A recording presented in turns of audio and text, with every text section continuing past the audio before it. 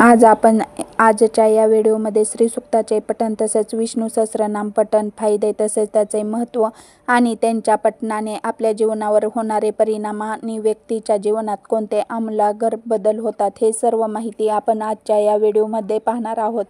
त्यामुळे व्हिडिओ हा शेवटपर्यंत नक्की पहा। तसेच तुम्हालाही वाटत असेल ही भगवान विष्णू आणि माता लक्ष्मी यांचा आशीर्वाद कायम तुमच्यावर राहावा तर या व्हिडिओला एक लाईक नक्की करा आणि चॅनलवरती नवीन असाल तर सबस्क्राईब करा आणि कमेंट जय लक्ष्मी नारायण नक्की लिहा। सर्वांना परिचित असणारे सुखी समृद्धीकारक श्री सुक्त स्तोत्राचे महत्त्व।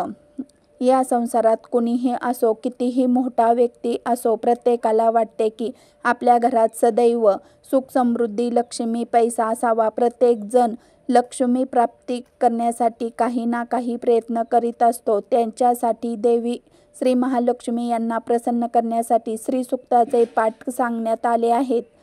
श्री सुक्त रोज सकाळी संध्याकाळी आपल्या घरातील देवाजवळ तुपाचा दिवा लावून 5 वेळेस पठण केल्याने आर्थिक समस्या दूर होण्यास मदत होते। कमळगड्ड्याच्या माळेवर 11 वेळा श्री सुक्ताचे पठण करताना कुंकवाचे अर्चन करा आणि मग त्या माळेने जप करा, नक्कीच सुखद अनुभव येईल।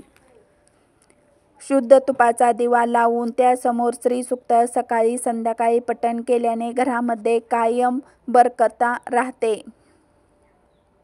श्री सुक्ताचे रोज सकाळी महालक्ष्मीच्या फोटोसमोर बसून 21 वेळा पठण केल्याने आपल्यावरील कर्जाचा डोंगर हळूहळू कमी होण्यास सुरुवात होते। माता लक्ष्मी याची कृपा प्राप्त होण्यासाठी शुक्रवारी खूप महत्त्वाच्या सांगितलेले आहे। या दिवशी संध्याकाळी बरोबर 7:30 ते 7:30 या काळात शुभचतुर्य होऊन श्री सुक्त पठण केल्याने धनासंबंधित सर्व समस्या दूर होतात। आपल्या घरातील कुलस्वामिनीच्या मूर्तीवर किंवा टाक असतात त्यावर रोज श्री सुक्ताने अभिषेक केल्याने कुलदेवतेचा कृपा आशीर्वाद प्राप्त होतो। आपल्याकडे कुलधर्म कुलाचार असतो त्या दिवशी 11 वेळेस श्री सुक्त पठण करून कुलदेवतेच्या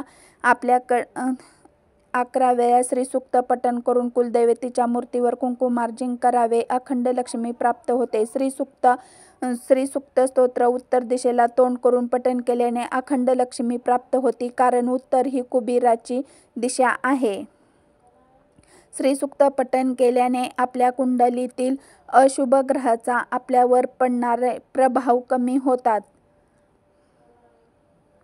आज व्यक्तींना खूपच आर्थिक समस्या आहे। सर्व काही करून सुद्धा पैसे घरात टिकत नाहीत, लक्ष्मी राहत नाही। अशा व्यक्तीने सकाळी लवकर उठून शुभचतुर्य होऊन श्री सुक्ताचे 11 वेळेस पठण करून त्याचे शुद्ध तुपाने होम हवन करावे, त्याने लक्ष्मी स्थिर राहते। श्री विष्णू आणि महालक्ष्मीच्या फोटोसमोर किंवा मूर्तीसमोर श्री सुक्त 16 वेळेस किंवा विष्णू सहस्त्रनाम 1 वेळेस पठण केल्याने आर्थिक स्थिरता लाभते। शास्त्र असे सांगते की जेथे रोज श्री सुक्त पठण केले जाते त्या ठिकाणी कायम देवी लक्ष्मीचा वास असतो।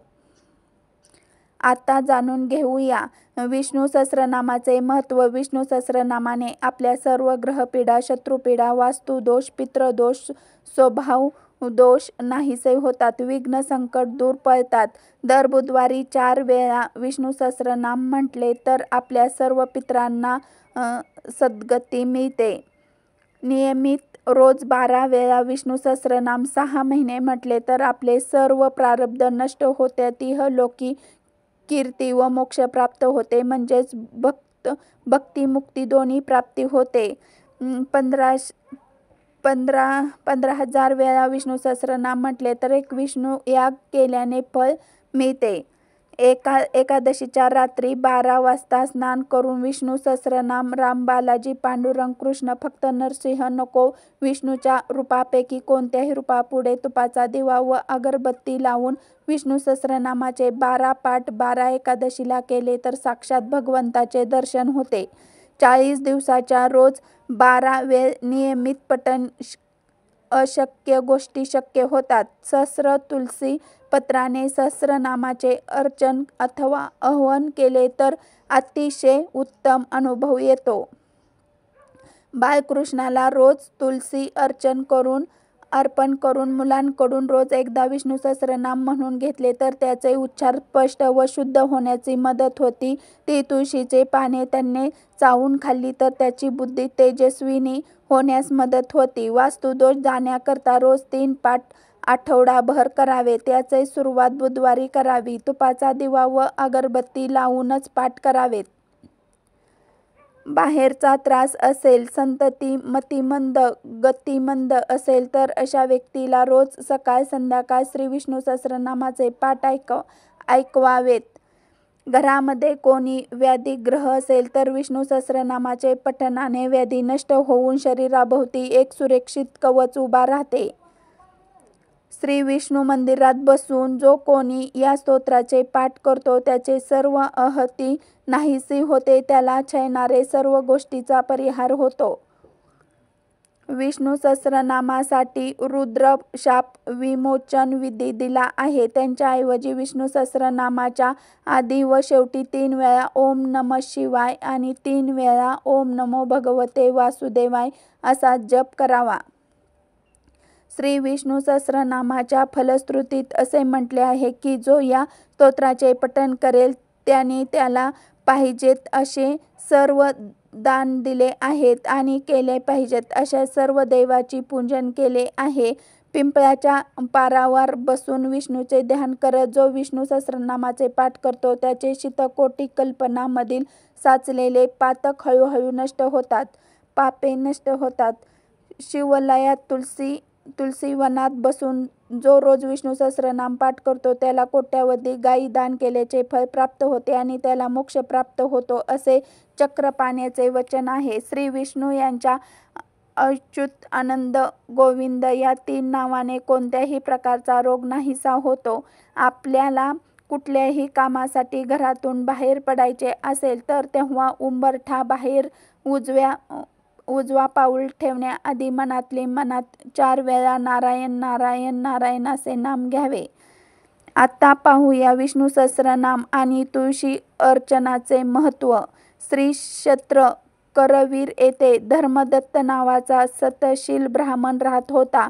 बालपणापासूनच तो विष्णू भक्त होता. मातापित्याच्या मृत्यूनंतर संसाराचा पाशा मागे लावून न घेता त्याने ब्रह्मचारी राहून प्रभू सेवेचे व्रत घेतले आणि पंचगंगेवर त्रिकाल स्नान सध्या करून तो नामस्मरणात दंग असे. त्यासाठी त्याने विष्णू सहस्त्रनामाचा आश्रय घेतला. जागृत अवस्थेत त्याच्या मुखातून सदैव विष्णू सहस्त्रनामाचे अगदी भिक्षा मागताना इतकेच नव्हे तर रस्त्याने चालताना देखील तो विष्णू सहस्त्रनामाचा घोष करत असे. विविध उपनावामधून तुलसी मंजिरी जमा करून सायंकाळी श्री विष्णू सहस्त्रनामासही श्री लक्ष्मीनारायण सहस्त्र मंजिर अर्पण करण्याचे त्याचे व्रत अखंड चालू होते. त्यासाठी तो पंचगंगेवर स्नान सध्या करून हाती पळी पंचपात्र आणि गंगेत बुडवून स्वच्छ केलेले सहस्त्र तुलसी मंजिरा घेऊन ओल्या विष्णू सहस्त्रनामाचा घोष करत श्री लक्ष्मीनारायण मंदिरात जात असे. तो ज्या मार्गाने मंदिराकडे जात असे त्या मार्गावर एक मोठा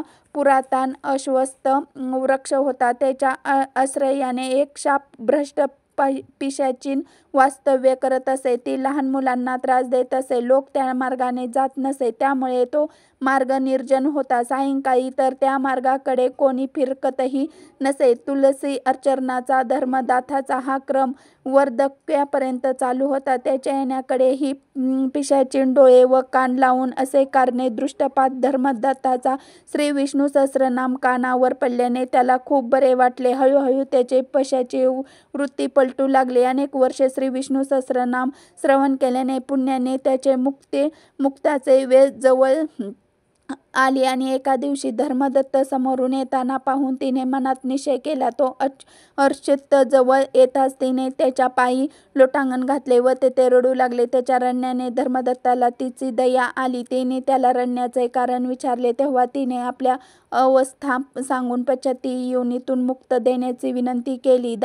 धर्म देताना तिला सांगितले की मी हे एक सामान्य ब्राह्मण आहे. ते वेदशास्त्र पुराण मंत्र तंत्र काही जाणत नाही. बालपणापासून केवळ स्नान सध्या पूजाचर्या व सायंकाळी तुलसी अर्चना एवढीच करतो. मी तुझा उद्धार कसा करणार यावर पश्चाचीन त्याला सांगितले की तुझ्याजवळ श्री विष्णू सहस्रनामाचे पुण्य अपार साचले आहे, त्यात तुलसी अर्चनाचे पुण्याचे भर पडले आहे. या सर्व पुण्याचे मला दान करून तू माझी मुक्तता कर. तू दानाचा संकल्प सोडताच माझ्या ह्या पश्चाची योनीतून मुक्तता होईल, असे सांगून तिने धर्मदत्ताचे पाय धरले आणि दिनपणे रडू लागली. तिच्या हृदय द्रव्य करण्याने धर्मदत्ताला तिची दया आली. त्यावर विचार केला, आपल्याकडून जर तिचे दुःख दूर होत असेल तर काय हरकत आहे.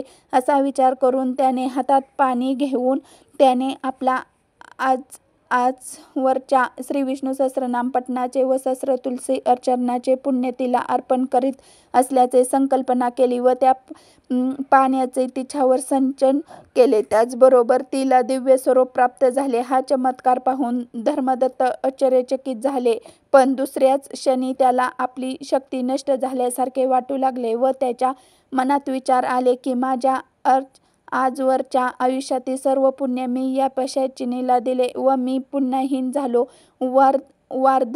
त्यामुळे ती लवकरच मरणार, पण पुण्यक्षय झाल्यामुळे आपली अवस्था काय होईल. कुठले नीच योनीतून कदाचित नरकातही आपली रवानगी होईल. या विचाराने तो रडू लागला. त्याला आता खरोखरच आपण भिकारी झालो असे वाटू लागले. त्याच्या मनात निराशामुळे आत्मघाताचे विचार येऊ लागले. त्याची अशी अवस्था पाहून त्याचे आराध्य दैवतात भगवान श्री हरिविष्णूंना त्याचे दया आली आणि वासुदेव भक्तांना अशुभ विद्युत कवचित या फलश्रुतीतील वचनाचे प्रत्यय आणून देण्यासाठी श्री महाविष्णू वृद्ध ब्राह्मणाच्या रूपाने तेथे आले व धर्मदत्ताला त्याने रडायचे कारण विचारले. घडलेल्या सर्व घटनेचे वर्णन करतात ब्राह्मणरूपी विष्णू हसू लागले. धर्मदत्ताला त्याच्या अनाठ्यही हसण्याचा राग आला. तो रोशन म्हणाले, मी येथे दुःखाने रडत आहे आणि तुम्ही माझ्या रडायला हसता आहात, जणू माझी चेष्टा करत आहोत. त्यावर ब्रह्मरूपी श्री हरिविष्णू म्हणाले, हसू नका तर काय करू, कारण तुम्ही नेमके उलटे करत आहात. तुम्हाला ज्या गोष्टी आनंद होण्याऐवजी तुम्ही रडत आहात व दुःखी व्यक्ती करत आहात. दीडमूठ होऊन पाहत असलेले धर्मदत्ताकडे दयायंद्र दृष्टीने पाहून त्याचे स्पष्टीकरण केले की अहो, या पिशाचिनीला श्री विष्णू सहस्रनाम पठणाचे पुण्य दान केल्याने तुमचे सर्व पुण्य नष्ट झाले असे तुम्ही म्हणालात व त्यामुळे दुःखी होऊन शोक करीत आहात. हेच मूळ चुकीचे आहे. या उलट या पिशाचिनीला पुण्यदान केल्यामुळे तुमचे पुण्य शतपटीने वाढले आहे. ते किती वाढले ते मी भविष्य वृत्त असल्यामुळे मला समजले व आनंद झाल्याने मी हसू लागलो. धर्मदत्ताला हायासे वाटले. त्याला आपले भविष्य जाणून घ्यायची उत्सुकता वाटू लागली. त्याने क्षमा मागून ब्राह्मण रूपधारणी श्री हरिविष्णू नमस्कार केला व आपल्या भविष्य सांगण्याचे विनंती केली. तेव्हा श्री हरिविष्णू सांगू लागले की या पिशाचिनीला तू पुण्यदान केल्याने तुझे व त्याचे पुण्य एवढे वाढले आहे की पुढील जन्मातील तुम्ही पती पत्नी होऊन प्रत्यक्षात श्री महाविष्णूचे तुमच्यावर पोटी पुत्र रूपाने अवतार घेतला. धर्मदत्त, तुझ्या पुढील जन्म अयोध्याचा राजा ज्याच्या पत्नी इंदुमती त्याच्या पोटी घेऊन तू दशरथ राजा या नावाने खोत होशील. ही पिशाचिनी पुढील जन्मात करशील. राजाची कन्या महाराणी कौशल्य होऊन तुम्ही दोघांचे विवाह होईल. तुमच्या पोटी श्री विष्णू राम सातवा अवतार घेतील. दत्त धर्माच्या मनात शंका आली. ती त्याने बोलून दाखवली की मी ब्राह्मणाचा पुढील जन्म मला क्षत्रियत्व कसे होईल प्राप्त. त्यावर हसून ब्राह्मण श्री महाविष्णू म्हणाले की आचरणासाठी सहस्र तुलसी जमा करताना तू काही वेळ लघुशास्त्राचा वापर केल्यास त्या पापाने तुझे ब्रह्मतत्व जाऊन तुला शत्रुत्व प्राप्त होते. तसेच ब्रह्मचारी असल्याने तुला पुत्रप्रेमाचा अनुभव नाही. पुढील जन्मात श्रावणाच्या पित्याकडून पुत्रप्रेम कसे असते ते तुम्हाला माहीत होईल. ही पिशाचिनी तर मुक्ती झाल्याचे आहे. योग्य काळी तिला जन्म प्राप्त होईल आणि तुम्ही आयुष्याच्या आनंदापर्यंत असेच विष्णू सहस्रनाम पठण श्री विष्णू भक्ती करत राहा, म्हणजे तुझे कल्याण होईल. असा आशीर्वाद देऊन श्री महाविष्णू गुप्त झाले आणि श्री महाविष्णू सहस्रनाम पठणाचे पुण्य प्रत्येक श्री भगवंताच्या मातापित्यांना होण्याचे भाग्य लाभते असे आहे.